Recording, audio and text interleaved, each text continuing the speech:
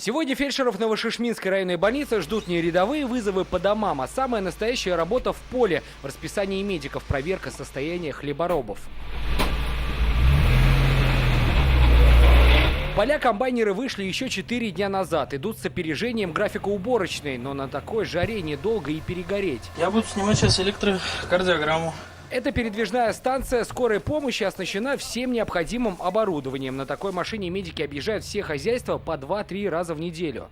На сегодняшний день осмотрено более 200 человек, работников поля. В 10 случаях было незначительное повышение артериального давления. Пока ничего серьезного, говорят врачи. Сами комбайнеры на работу и жару тоже не жалуются. Для Искара Назипова это уже 20-я уборочная. Впервые за руль комбайна сел еще в 17. Говорит, с тех пор техника изменилась и работать можно даже в зной. Мы не замечаем, у нас кондиционер там в кабине.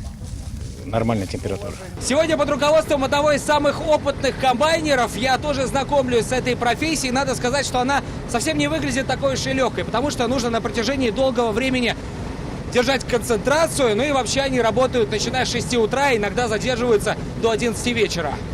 Не забывают и о хлебе насущном, обедают 2 раза в день. Борщи варим, щи варим, вермишелевые супы.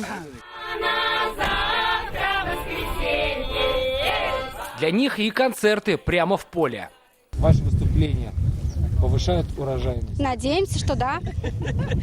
Мы способствуем этому, чтобы их настроение улучшилось, чтобы они, когда обедали, немножко отдохнули. Впереди у хлеборобов еще много работы, но обещают управиться за месяц. Сергей Хайдаров, Ильшат Мухаметов, ТНВ, Новошишминский район.